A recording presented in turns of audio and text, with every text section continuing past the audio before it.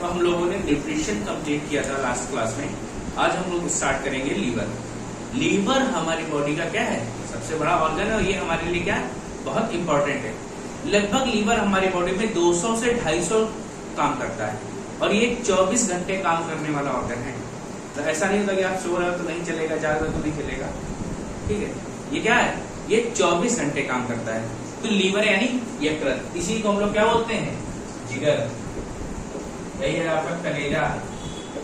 इसको ढेर सारे नाम याद कर लो जो जो आप अपने डेली लाइफ में देखते हैं, ठीक है। तो लीवर स्टडी, तो लीवर में जब सेल आते हैं, cells in liver known as hepatic cells. तो लीवर में जो कोशिकाएं होती है वो कौन सी कोशिकाएं होती है, hepatic sales. Hepatic sales, hepatic sales को हम लोग हेपेटोसाइट्स ही बोल सकते हैं। एक और होती है इसी में कूफर सेल। लीवर में जो सेल्स होती है उनको कूफर सेल्स भी कहा जाता है। कोई दिक्कत? तो स्टडी ऑफ लीवर, यकृत का स्टडी है, लीवर की स्टडी से क्या कहा जाएगा, हेपेटोलॉजी।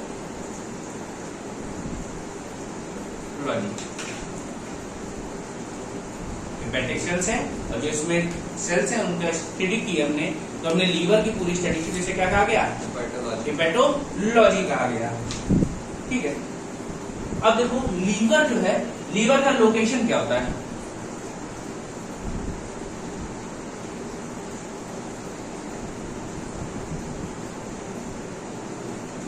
जैसे आपकी क्या है,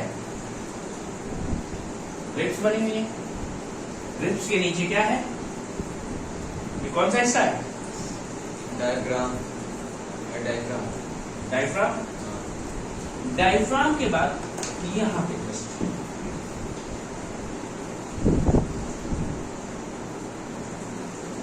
ये लीवर, यहाँ आपका लीवर अटैच होता है। फिर यहाँ पे क्या होगा आपका स्टमक एक साइड, तो स्टमक के साथ साथ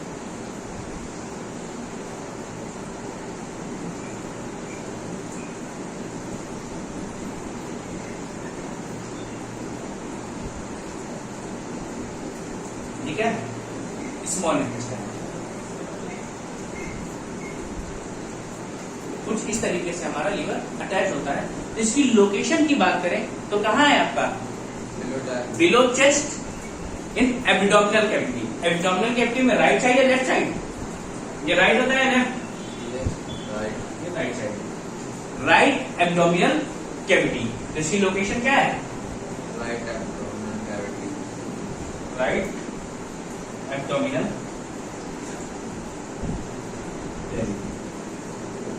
कोई दिक्कत?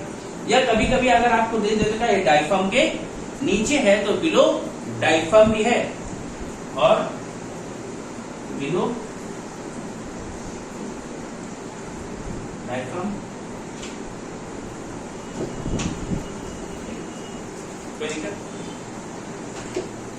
अब लीवर के हम वेट की बात करें,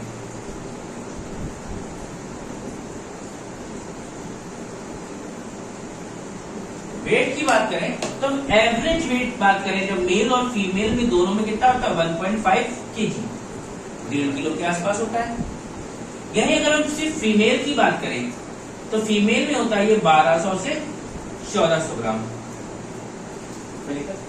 और मेल्स में बात करें तो ये होगा 1400 से 1800 ग्राम तक, ठीक। तो एवरेज कितना है, 1.5 kg यानी 1500 ग्राम। फीमेल्स में 12 से 1400 और मेल्स में 1400 से 1800। साइज की बात करें, साइज ऑफ लीवर तो ये होता है 15 सेंटीमीटर। कितना होता है, लगभग 15 सेंटीमीटर। लोकेशन आपको दिख रही है, ये लीवर, और ये किससे जुड़ा होता है, स्मॉल इंटेस्टाइन। स्मॉल इंटेस्टाइन के ड्यूडेनम वाले पार्ट से। यहाँ पे क्या है, ड्यूडेनम। ड्यूडेनम, ठीक है। इसको नोट करो।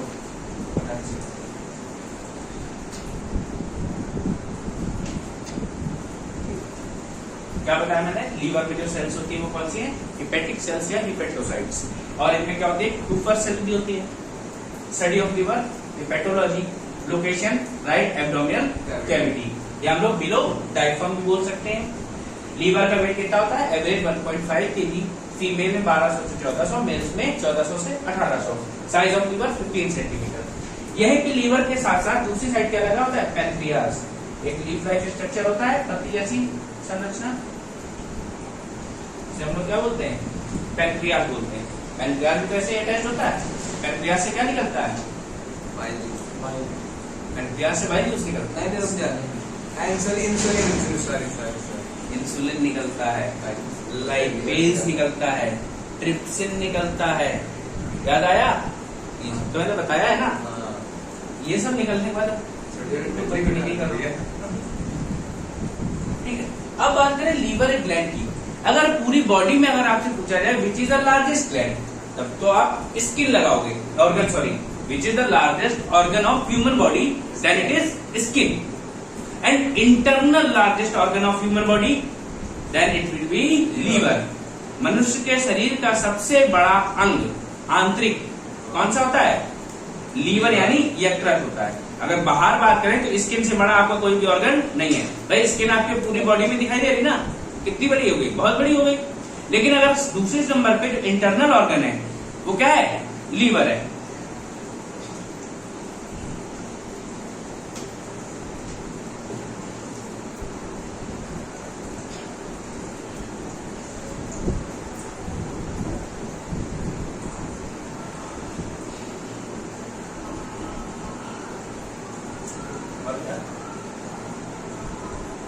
Liver is the largest internal organ of human body। मनुष्य के शरीर का आंतरिक सबसे बड़ा अंग है। जनरली कौन सा है, स्किन रहेगी। फिर इसके बाद बात करें ग्लैंड्स में। अगर ग्लैंड की बात करें, अगर कोई भी ऑर्गन क्या कर रहा हो, कोई जूस या एंजाइम सीक्रेट कर रहा हो तो क्या करता है वो, it is known as gland, gland कहा जाता है ना। और लीवर भी हमारा क्या करता है, जूस बनाता है, बाइल जूस बनाता है ना, बाइल जूस बनाता है, ठीक है। इसीलिए इसको भी एक ग्लैंड के नाम से जाना जाता है। अगर आपसे पूछ ले सबसे बड़ी ग्लैंड कौन सी है, लीवर ऑप्शन में है तो लीवर लगाएंगे। एंडोक्राइन एक्सोक्राइन के हिसाब से अलग चीजें हो जाती हैं। एक्सोक्राइन में भी लीवर बड़ा होता है लेकिन एंडोक्राइन में नहीं होता ये, ठीक है। तो क्या, liver is the largest gland human body. मनुष्य के शरीर की सबसे बड़ी ग्रंथि कौन सी है, लीवर यानी यकृत ही है। अगर पूछ ले लार्जेस्ट एक्सोक्राइन ग्लैंड,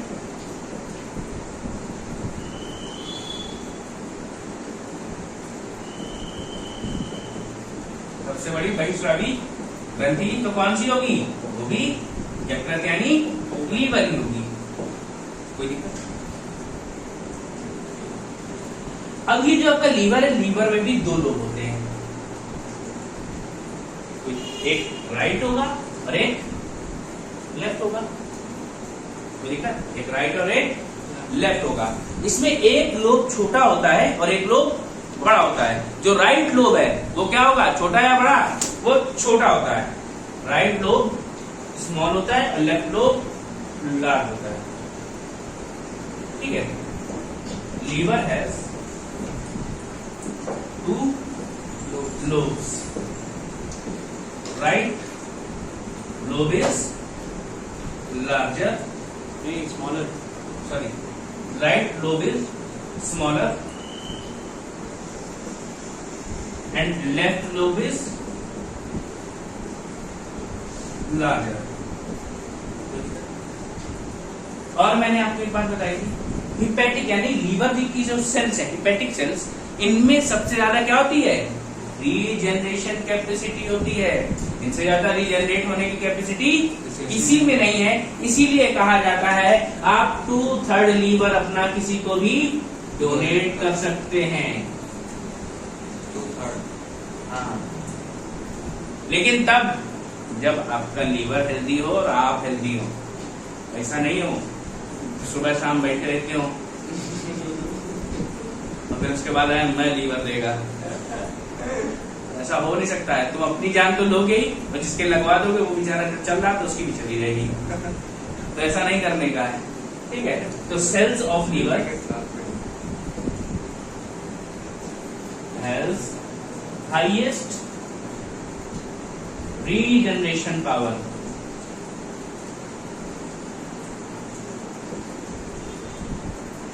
यकृत की कोशिकाओं में सर्वाधिक पुनर्निर्माण की शक्ति होती है।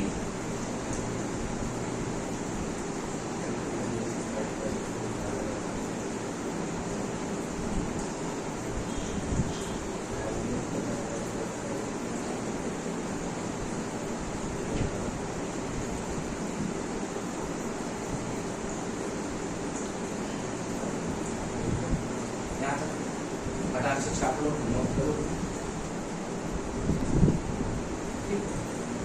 तो क्या लीवर, और आपको क्या है, liver is the largest internal organ of human body. Liver is the largest gland of human body, सबसे बड़ी ग्लैंड है। जब तक आपसे एक्सोक्राइन और एंडोक्राइन ना पूछे, एक्सोक्राइन ही पूछेगा तो भी यही रहेगी, अगर एंडोक्राइन पूछा तो चेंज हो जाएगी। फिर इसके बाद liver has two lobes, right lobe and left lobe. Right lobe छोटा होता है, लेफ्ट लोब बड़ा होता है। 2/3 of liver can be donated. हम लोग लीवर का अपना 2/3 हिस्सा डोनेट कर सकते हैं। क्यों? क्योंकि इनकी सेल्स में सबसे ज्यादा रीजनरेशन पावर होती है, ठीक है। बट कंडीशन क्या है? यू मस्ट बी हेल्दी, ऐसा ना हो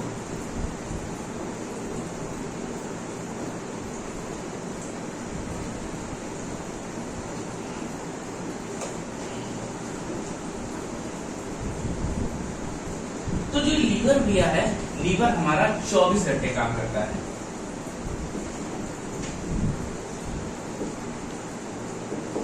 चौबीस घंटे काम कर रहा होता है, और 24 घंटे काम करके क्या बनाता है? ये बनाता है बाइल जूस, ठीक है। बाइल जूसेस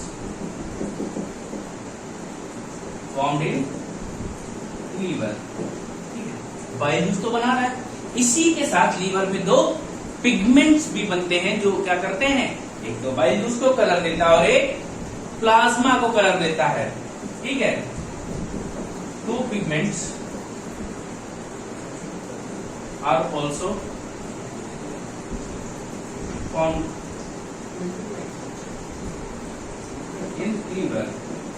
कौन कौन से हैं? बिलीवर्डिन, जो कलर देता है, बिलीरुबिन, याद आया? बिलीवर्डिन और बिलीरुबिन।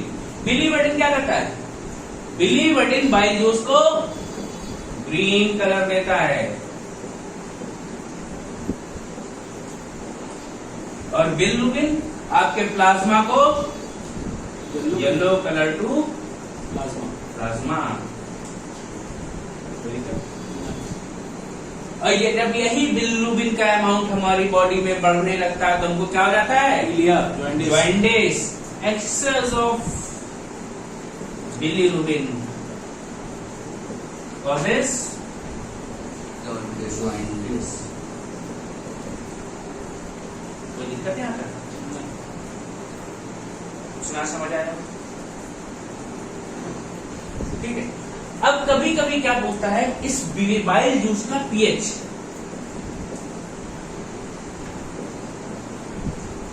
कितना होता है? 7 से 8 एल्कलाइन होता है।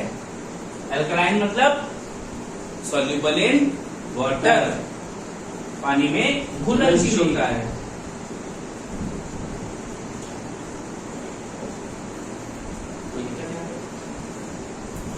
इसके बाद पूछा जाता है, लीवर में 2 आयंस भी बनते हैं, 2 टाइप के आयन, समझते हो ना?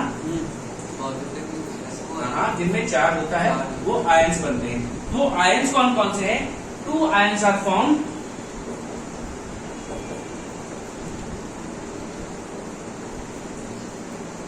इन लीवर। कौन कौन से? Sodium bicarbonate and sodium glycolate. याद रखना भैया, ठीक है। Sodium bicarbonate and sodium glycolate नाम के दो आयंस भी बनते हैं। तो क्या लीवर फंक्शंस फॉर 24 आवर्स। इसमें क्या बनता है? बाइल जूस बनता है। और क्या दो पिगमेंट्स भी बनते हैं, कौन कौन सा? Biliverdin and bilirubin. बिलीवर्डिन क्या करता है? Green colour to bile juice, bilirubin yellow colour to plasma. Plasma का पीले रंग का है, ठीक है। और क्या? Excess of bilirubin causes jaundice. PH of bile juice 7 से 8 होता है। एल्कलाइन होता है, सॉल्युबल इन वाटर होता है। दो प्रकार के आयंस पाए जाते हैं, कौन से? Sodium bicarbonate and sodium glycolate. Note कर लीजिए।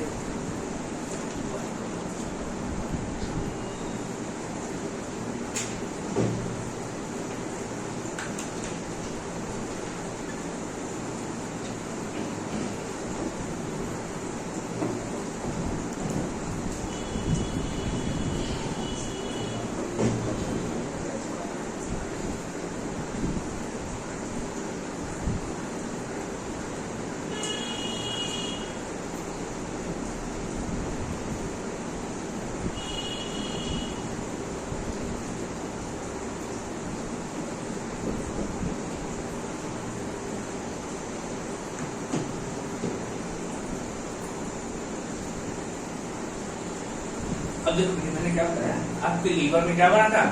Bile juice. बाइल जूस बना था। अब बाइल जूस जो होता है ये स्टोर कहाँ होता है जाके? भाई जब बना तो बनने के बाद हमारी बॉडी में एक छोटी सी थैली है जिसको बोलते हैं गॉल ब्लैडर, यानी पित्त की थैली। इसी पित्त की थैली में आपका बाइल जूस कलेक्ट होता है जाके एक्स्ट्रा अमाउंट में। लेकिन कभी कभी क्या होता है, इस थैली में हो जाते हैं स्टोन्स। स्टोन्स जो होते हैं वो कैसे होते हैं? ब्लड का कैल्शियम ऑफ ब्लड प्लस क्या, कौन सा एसिड? Oxalic acid. ये दोनों मिलकर क्या बनाते हैं? Calcium oxalate.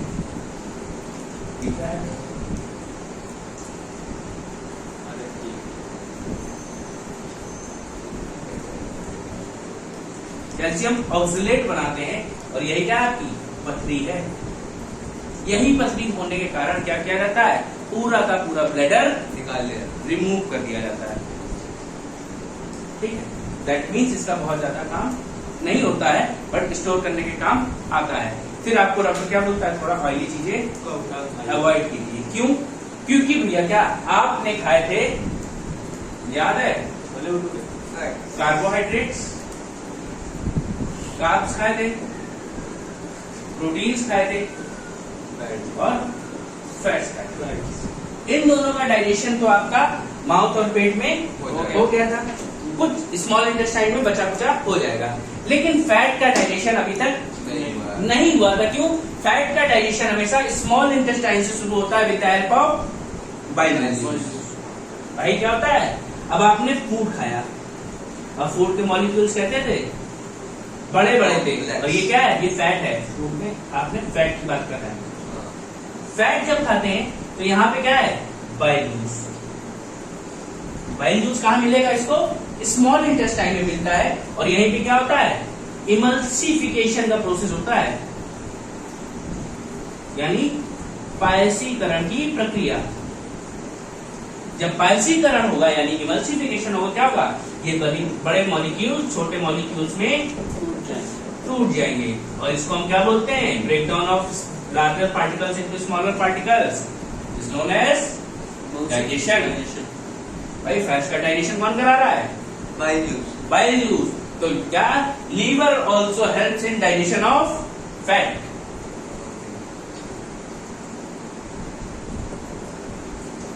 कोई दिक्कत? विद प्रोसेस ऑफ, कौन सा प्रोसेस है? इमल्सिफिकेशन।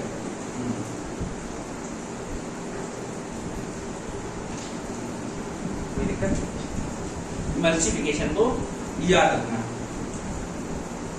अब कभी कभी पूछ लेता है मिनरल्स इन लीवर।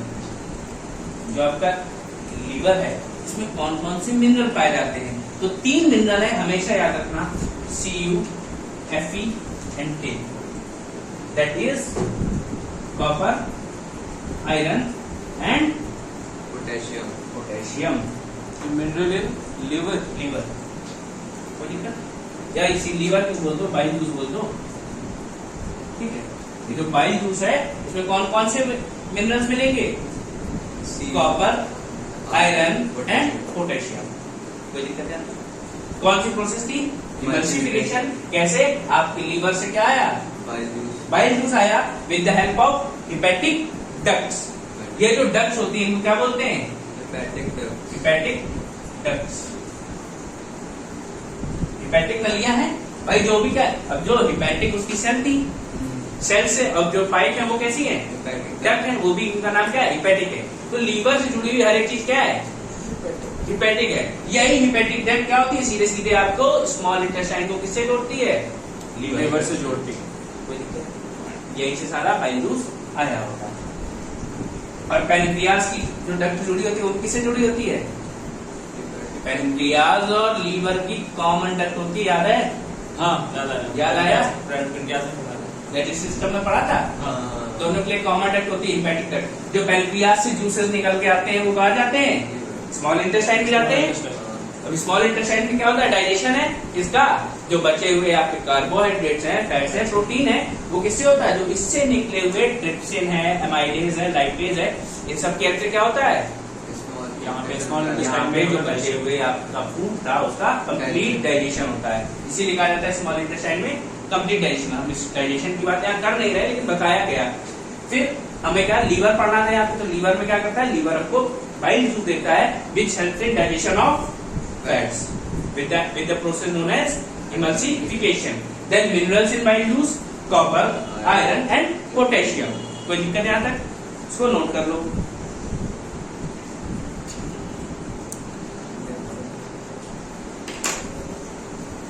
अब भैया जो गॉल ब्लैडर होता है, गॉल ब्लैडर हमारा क्या हुआ? जब स्टोन हुआ तो इसको रिमूव कर दिया जाता है। लेकिन कुछ जानवर ऐसे होते हैं जिनमें गॉल ब्लैडर होता ही नहीं है, उनके नाम जान लो। ये क्वेश्चन पूछा गया है, which animals does not have gall bladder. उसमें भैया 3 लोग आते हैं, रैट, रैबिट एंड हॉर्स। उनके पास गॉल ब्लैडर एब्सेंट होता है। कौन कौन से? Rat, rabbit and horse.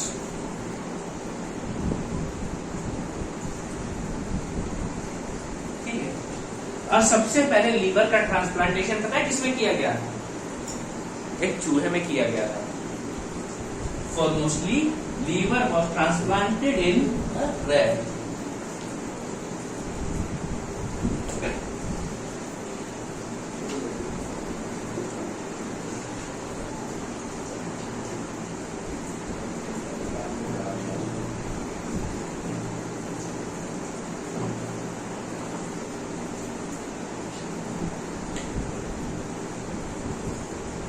ठीक है। अब लीवर काम में करता है, liver works on detoxification. Detoxification क्या होता है? जहरीले पदार्थों का प्रभाव कम करना। अगर आपने कुछ पॉइजनस चीज खाई है तो उसका इफेक्ट कौन कम करेगा? लीवर काम करता है। समझ रहे हो? इसीलिए क्या होता है? रैट, रैबिट, हॉर्स में जितने भी, क्यों? अब हमारा लीवर में क्या होता है? गॉल ब्लैडर में बाइल जूस स्टोर होता है जाके, लेकिन बाकियों में इनमें नहीं होता है। जितने भी पॉइजन का टेस्ट होता है मोस्टली रैट, रैबिट और हॉर्स पे किया जाता है। बिकॉज क्या है? उनमें गॉल ब्लैडर नहीं होता है, इफेक्ट ज्यादा काम कर रहा होता है।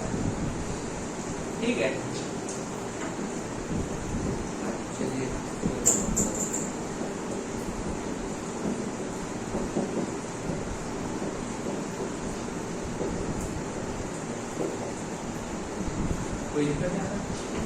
Liver works on detoxification. अब मैंने बताया था आपके लीवर में कौन सी सेल थी? टूफर सेल्स थी। Hepatic cells, Kupffer cells. ये कैसी होती हैं? ये होती हैं फैगोसाइटिक इन नेचर। फैगोसाइटिक का मतलब समझते हो ना? कौन सी? भक्षण करने वाली कोशिकाएं। germs के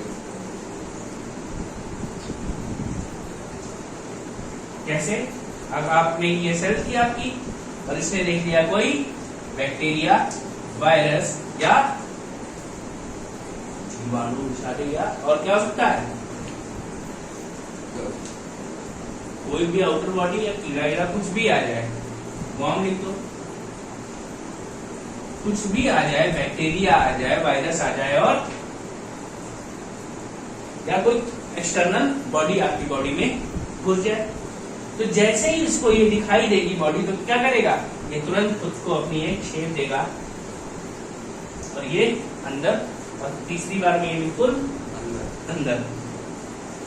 इस प्रोसेस में इसको तो खा लेता है, लेकिन खुद भी नष्ट हो जाते हैं कई बार। Sometimes Kupffer cells also got damage in this process. तो याद रखना, कुफर सेल्स का नेचर कैसा है? Phagocytic in nature. ठीक है। और क्या आपके लीवर का काम था? Production of bile juice, production of two pigment that is bilirubin and biliverdin, और एक यहाँ पे प्रोटीन बनता है, formation of albumin protein. Albumin protein, अगर हम बाहर से सोर्स की बात करें, which food item has albumin protein? बताओ, नहीं तो आज ठंडा चलेगा। जल्दी बताओ। मुझे तो बता ही नहीं क्या। कैसे? तुम बताओ। हाँ, जैसे तुम अंडे में होता है भैया एल्ब्यूमिन प्रोटीन, समझे?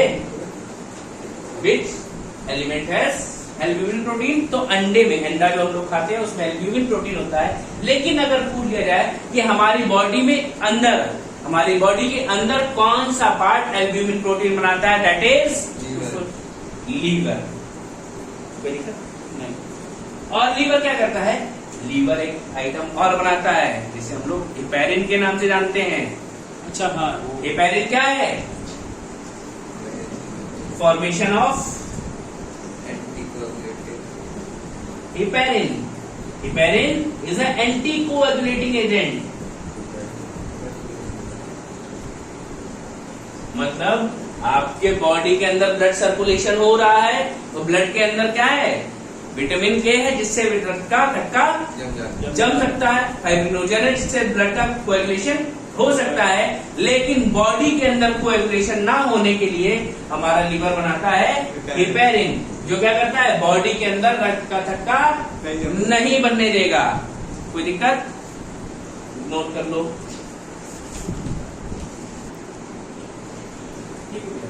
अब इसके बाद लीवर की आगे बात करें, तो लीवर हमारा store house of human body की तरह काम करता है। It act as a store house. क्यों भैया? इसमें बहुत सारी चीजें स्टोर होती हैं।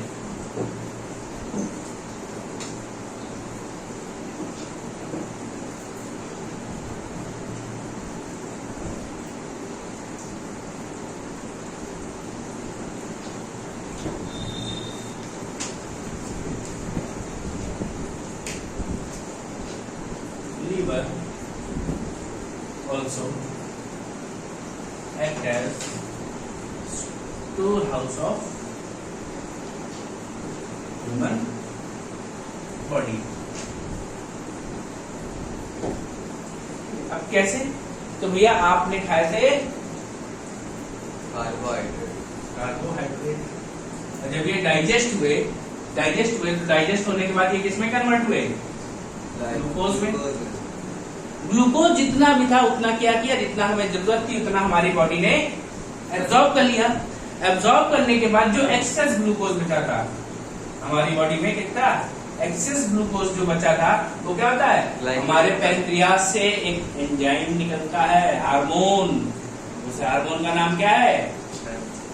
इंसुलिन। ठीक है। और यही इंसुलिन क्या करता है? को ग्लाइकोजन में कन्वर्ट करता है। इंसुलिन ग्लूकोज को ग्लाइकोजन में कन्वर्ट कर देता है।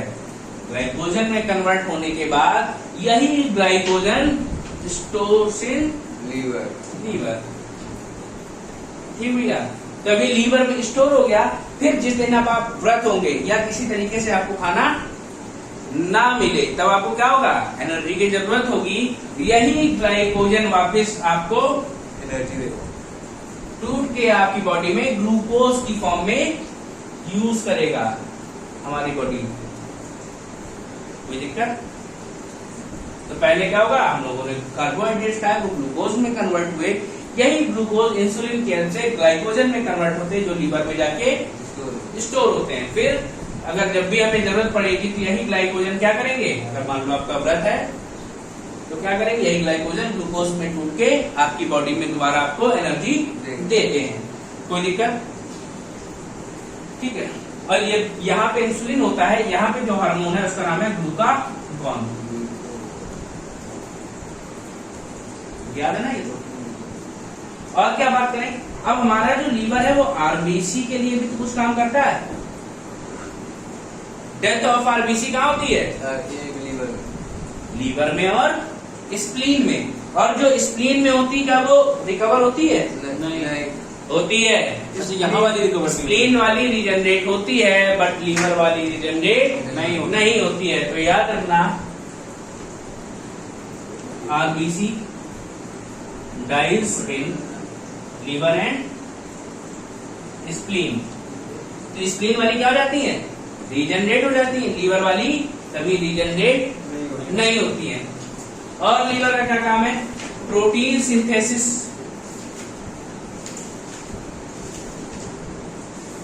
ठीक है, क्या प्रोटीन संश्लेषण भी होता है इसमें।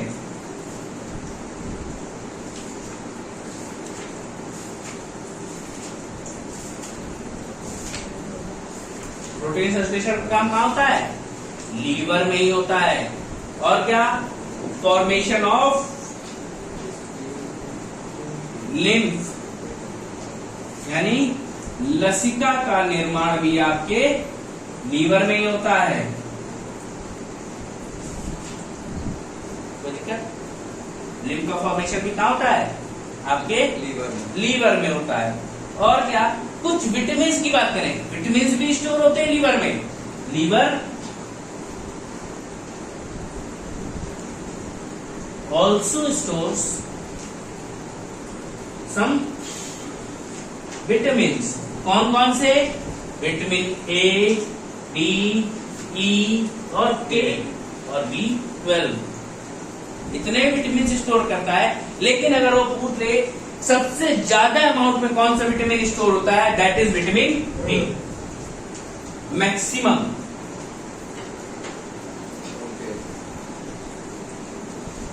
Which vitamins stores maximum in liver? Vitamin A. तो भैया क्या बताया, liver act as store house. क्यों? क्योंकि भैया हमने जो कार्बोहाइड्रेट्स खाए थे, शर्कराएं खाई थी, उनको किसमें कन्वर्ट किया, पहले हम लोगों ने ग्लूकोज में कन्वर्ट किया, तोड़ ताड़ के उसको। तोड़ने के बाद अब क्या हुआ, इंसुलिन। अब अच्छा, कार्बोहाइड्रेट से ग्लूकोज टूटता किस एंजाइम की मदद से, एमाइलेज। याद आया, सलाइवरी एमाइलेज भी होता है, या पैनक्रियास से निकल के आया, वो भी एमाइलेज ही है। ग्लूकोज में कन्वर्ट हो गया। अब जितनी हमारी बॉडी को जरूरत थी उतना एब्जॉर्ब कर लिया गया, हमारी बॉडी ने क्या किया, अवशोषित कर लिया, उससे एनर्जी ले ली। फिर जो बचा था वो एक्सेस अमाउंट में था। अब उसको क्या करे हमारी बॉडी, इंसुलिन से उसको ग्लाइकोजन में कन्वर्ट कर दिया। अगर ये इंसुलिन ना होता तो क्या होता, अगर ये इंसुलिन ना होता तो हमारी बॉडी में ग्लूकोज का अमाउंट बहुत ज्यादा हो जाता, जिससे बोलते हैं हम हाइपरग्लाइसेमिया, जिसके बाद हमें डायबिटीज हो जाता है। समझ लो, ये इंसुलिन ही है जो हमें डायबिटीज से बचाता है। इसीलिए जिन लोगों में इंसुलिन बनना बंद हो जाता है या कमी हो जाती है, उनको डायबिटीज होता है, और डॉक्टर क्या बोलता है, इंसुलिन के इंजेक्शन लगाओ।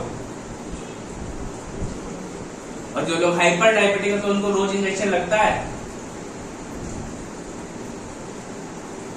फिर क्या हुआ, ये ग्लूकोज इंसुलिन के हेल्प से ग्लाइकोजन में कन्वर्ट हुआ और लीवर में स्टोर हो गया जाके।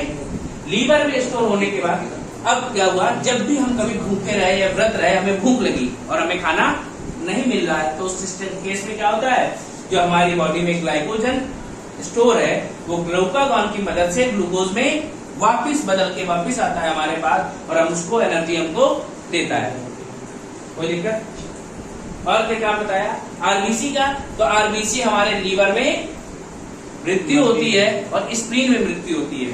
जो लीवर में जिनकी मृत्यु होती है उनका निर्माण नहीं होता है, लेकिन स्प्लीन में जो होती है उनमें रीजनरेट होती है। वही हम बात करें, कुछ प्रोटीन सिंथेसिस का भी ये काम करता है, फॉर्मेशन ऑफ लिंक भी लीवर में होती है, और कुछ विटामिन भी स्टोर करता है, that is vitamin A, D, E, K and B12, जिसमें सबसे ज्यादा अमाउंट में होती है विटामिन ए। भैया नोट कर लो, इसके बाद 2 बीमारियां हैं वो पढ़ा देते हैं।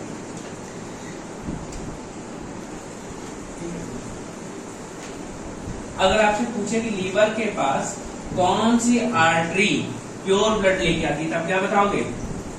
लीवर के पास। हाँ। तुम्हें एक चीज मैंने बताई है कि लीवर से कोई भी नली जुड़ी हो या पाइप जुड़ी हो तो उसको हेपेटिक बोलते हैं। हाँ। बाकी हेपेटिक आर्टरी, बस प्योर ब्लड ले जाना है तो हेपेटिक आर्टरी, और एक प्योर ब्लड हेपेटिक वेन। खत्म था। तो लीवर से जुड़ी चीजों का नाम हेपेटिक याद रखना, ज्यादा संघर्ष नहीं करने का है। तो you can write pure blood is brought to liver through hepatic artery. लिख लो, शुद्ध रक्त हेपेटिक आर्टरी द्वारा या धमनी, लिख लो, हेपेटिक धमनी द्वारा यकृत तक लाया जाता है। Pure blood is brought to liver through hepatic artery, and impure blood is taken from liver through hepatic veins. अशुद्ध रक्त हेपेटिक शिराओं द्वारा यकृत से ले जाया जाता है।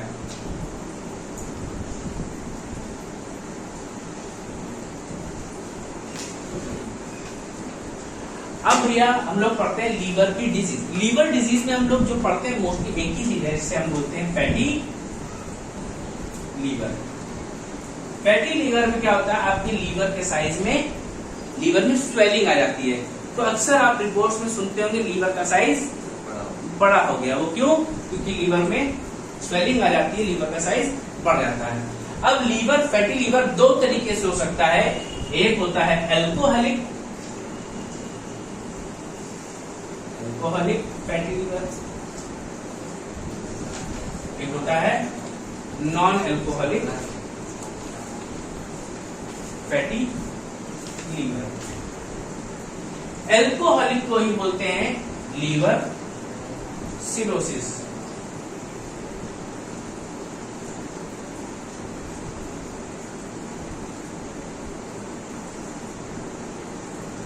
ठीक है, इसको क्या बोलते हैं?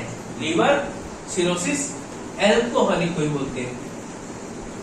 अब इसमें क्या होता है, तो एल्कोहलिक है तो तुम लोग समझ गए होंगे, सुधर जाओ, समझो नहीं ज्यादा। तो इसमें जो लोग क्या करते हैं, एल्कोहल लेते हैं, एल्डिहाइड याद आया, या कीटोन ग्रुप। ये सब जब आप लेते हैं तो आपका ब्रेन का एक हिस्सा काम करना पार्शियली बंद कर देता है। वो कौन सा हिस्सा है? सेरिब्रम। सेरिबेलम काम करना, पीछे वाला ना। हाँ, वही तो ट्री ऑफ लाइफ है। हाँ।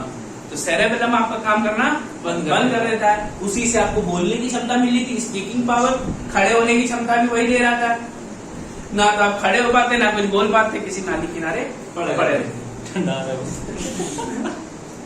तो इससे क्या होगा, तो ये जब ऐसा होता है तो इस केस में क्या होगा, लीवर के ऊपर टॉक्सिक एलिमेंट जमना स्टार्ट हो जाता है।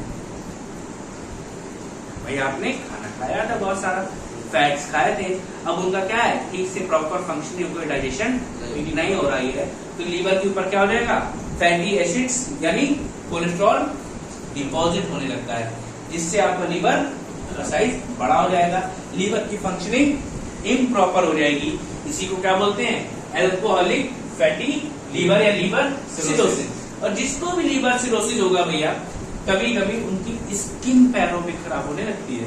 तो पूछते हैं कि सिरोसिस जो बीमारी है वो किससे इफेक्ट करती है, वो स्किन को इफेक्ट करती है। अब देखोगे अक्सर लोग कि पैर की स्किन या हाथ की स्किन खराब होने लगती है,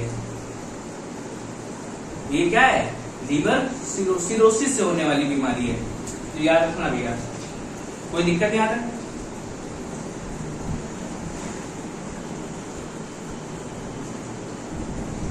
तो जब ऐसे होता है तो क्या, टॉक्सिक एलिमेंट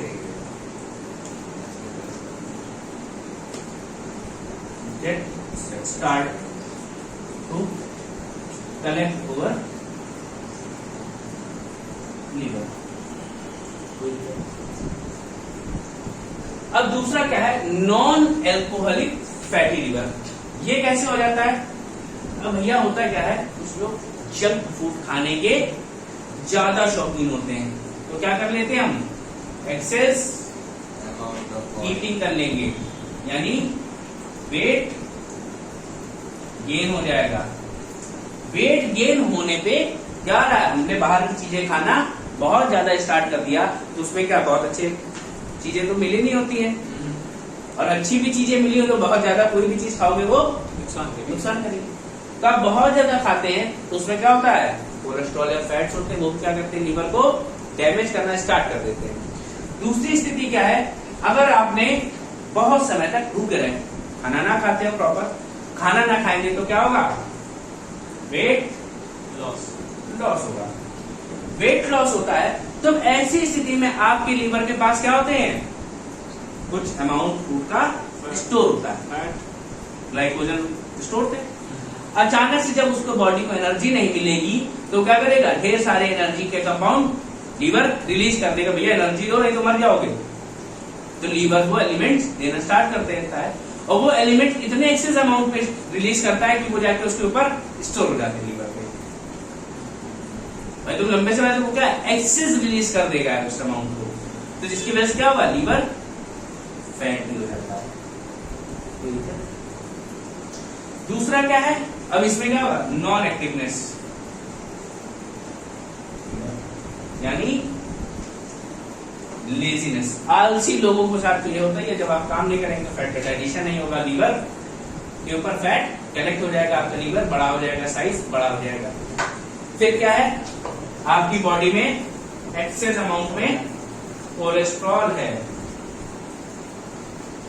कोलेस्ट्रॉल अगर आपकी बॉडी में एक्स्ट्रा है तो भी क्या करता है, ये आपके बॉडी को लीवर के ऊपर कलेक्ट हो जाएगा, ये भी फैटी लीवर का एक कारण।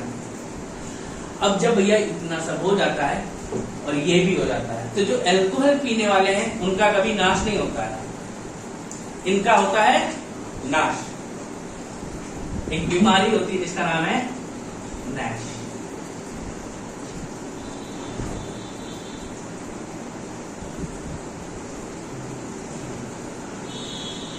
Non alcoholic स्टेटोहेपेटाइटिस। ठीक है भैया, दारू पी रहे हैं, ड्रिंक करते हैं, उनका नाश नहीं होगा, जो लोग नहीं करते हैं उनका नाश हो जाता है। Non alcoholic steatohepatitis. अच्छा, एक क्वेश्चन और पूछा जाता है, hepatitis affects which organ of human body, that is liver. Hepatitis से मानव शरीर का कौन सा अंग प्रभावित होता है, वो यकृत है। यह क्वेश्चन कई बार रिपीट हुआ है, तो इसको याद ध्यान से रखना, इसको नोट कर लो। तो भैया यहाँ से हमारा लीवर कंप्लीट हो गया है। कल हम लोग एनिमल डिजीज की बात करेंगे, मतलब मनुष्य में हो रही बीमारियों की बात करेंगे।